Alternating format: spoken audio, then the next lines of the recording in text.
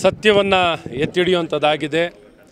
ಒಂದು ಪಾರದರ್ಶಕವಾಗಿ ಏನೊಂದು ಮುಖ್ಯಮಂತ್ರಿಗಳಾಗಿರುವಂಥ ಸನ್ಮಾನ್ಯ ಸಿದ್ದರಾಮಯ್ಯನವರ ಬಗ್ಗೆ ತನಿಖೆಯನ್ನು ಮಾಡಲಿಕ್ಕೆ ಇವತ್ತೇನು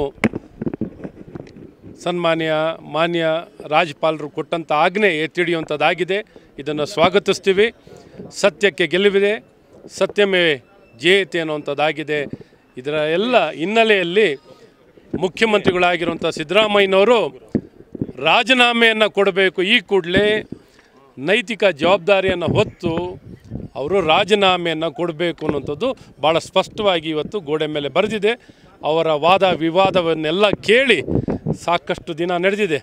ಇನ್ನೂ ಜನರಿಗೆ, ಇಡೀ ನಾಡಿನ ಜನರಿಗೆ ಇವತ್ತು ಈ ಕೇಸ್ ಬಗ್ಗೆ ಗೊತ್ತಿದೆ. ಇತಿಹಾಸದಲ್ಲಿ ಇನ್ಯಾರಿಗೂ ಇಷ್ಟು ಸವಿಸ್ತಾರವಾಗಿ ಮನವರಿಕೆ ತಿಳುವಳಿಕೆ ಇಡೀ ನಾಡಿನ ಜನತೆಗೆ ಆಗಿರುವಂಥದ್ದಿಲ್ಲ. ಇಲ್ಲಿ ಭಾಳ ಸ್ಪಷ್ಟವಾಗಿದೆ. ಅವರ ಕೈವಾಡ ಇರುವಂಥದ್ದು ಭಾಳ ಕೈವಾಡ ಮತ್ತು ಅಧಿಕಾರ ದುರ್ಬಳಕೆ ಆಗಿರೋದು ಭಾಳ ಸ್ಪಷ್ಟವಾಗಿ ಕಾಣುತ್ತೆ. ಹಾಗಾಗಿ ನಮ್ಮೆಲ್ಲರ ಒತ್ತಾಯ ಅವರ ರಾಜೀನಾಮೆ ಕೊಡಬೇಕು ಅಂತ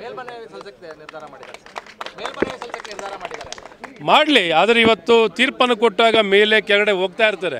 ಆದರೆ ಇವತ್ತು ರಾಜೀನಾಮೆ ಕೊಡುವಂಥದ್ದು ನೈತಿಕತೆ, ಹಿರಿಯ ರಾಜಕಾರಣಿಗಳಾದಂಥವರು, 50 ವರ್ಷಕ್ಕಿಂತ ಹೆಚ್ಚು ರಾಜಕೀಯ ಅನುಭವ ಇರುವಂಥವರು, ಇವತ್ತು ನೈತಿಕತೆ ಬಗ್ಗೆ ಸಾರ್ವಜನಿಕವಾಗಿ ಮಾತಾಡುವಂಥ ವ್ಯಕ್ತಿ, ಇವತ್ತು ಅವರ ಒಂದು ವಿಚಾರಣೆ ಅಥವಾ ವಿಷಯ ಬಂದಾಗ ನೈತಿಕ ನಿಲುವನ್ನು ತಗೊಳ್ಳದೆ, ಸತ್ಯಕ್ಕೆ ಗೌರವಿಸದೆ, ಇವತ್ತೇನು ತೀರ್ಪು ಅವ್ರ ವಿರುದ್ಧವಾಗಿ ಬಂದಾಗ ಅವರ ನಿಲುವು ಜನ ಎದುರು ನೋಡ್ತಿದ್ದಾರೆ.